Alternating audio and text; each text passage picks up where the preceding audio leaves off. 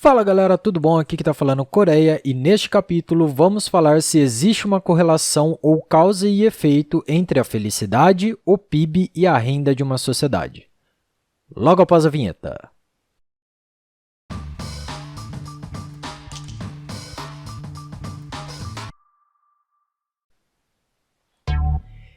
Em capítulos anteriores, falamos sobre como François Quesnay tentou contabilizar a quantidade de dinheiro de uma nação. Naquela época, começo do século XVIII, não havia muita tecnologia para ajudá-lo a encontrar um valor próximo da realidade. Foi apenas em 1930, com o advento das contas nacionais, que Simon Kuznets conseguiu chegar no que ele chamou de renda nacional, que mais tarde se tornaria o que conhecemos como Produto Interno Bruto, ou PIB. Desde sua criação, os jornalistas, economistas e principalmente os políticos adoram a ideia do PIB, porque, de maneira geral, ele representa um resumo da economia. Se o PIB de um país está crescendo, em tese, significa que há empregos, os salários estão ficando mais altos e existe mais progresso. Caso ele esteja caindo, significa mais desemprego, incerteza e perda do poder de compra da população. Depois da Segunda Guerra, quando a ideia do PIB já estava bem enraizada, todas as discussões entre os economistas giravam em torno dessa sigla e como eles poderiam aumentá-la de um jeito ou de outro. Entretanto, o que muita gente não entende é que o PIB é apenas um número que não reflete de maneira correta como a sociedade de um determinado país encontra-se.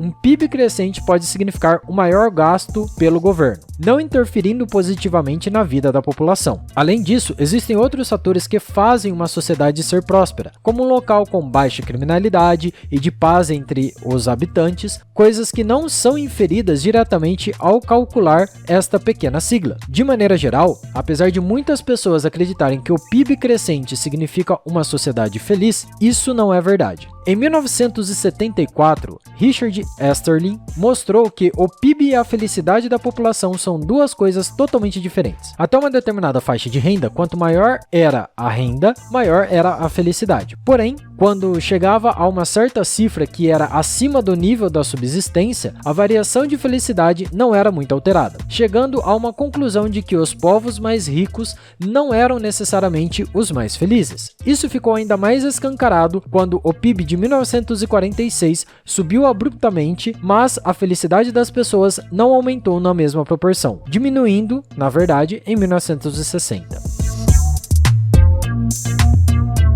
Esse paradoxo de Easterlin, como foi chamado, reviveu as ideias de bem-estar social da década passada, onde economistas tentavam avaliar as decisões das pessoas, empresas e governo para encontrar como elas impactavam na vida da população, ou seja, mais uma vez, pessoas estavam tentando prever a ação humana. Entretanto, uma das coisas que os pesquisadores Philip Brickman e Donald Campbell conseguiram encontrar em 1971 foi o que chamaram de rotina hedonista, que define como as pessoas se adaptam facilmente aos novos níveis de bem-estar, tentando sempre mantê-los, mesmo em momentos de dificuldade, elevando o seu nível de normalidade, não ficando mais contentes com o nível anterior de segurança material. Chegando ao nível mais radical dessa visão, pode-se concluir que Easterlin estava correto, já que o desenvolvimento econômico é irrelevante para o bem-estar da população, já que a felicidade das pessoas é determinada por algo além das questões materiais, como o caráter e as amizades. Outra coisa que ficou evidente nas pesquisas é que as pessoas tendem a se comparar com as outras, ou seja, se em uma sociedade poucas pessoas possuem ar-condicionado, ter este objeto não faz muita diferença. Porém, quanto mais pessoas possuem, maior é a quantidade de pessoas que buscam tê-lo. Por isso, os pesquisadores diziam que, quanto maior a desigualdade de um país, pior fica, o que leva as pessoas a acreditarem que são infelizes.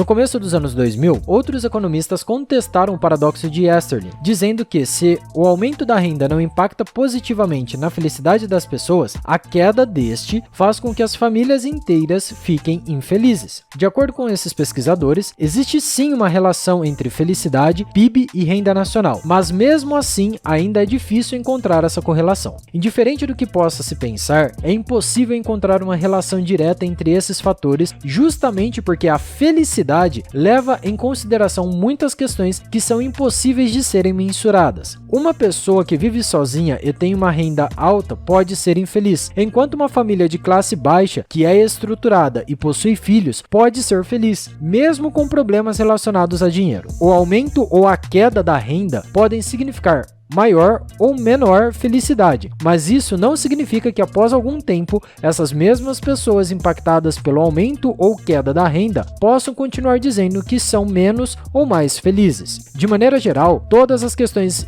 levantadas só mostram o quão em vão são essas análises, principalmente para encontrar soluções para uma sociedade, seja ela pequena ou grande, que se baseiam em focar no aumento da felicidade.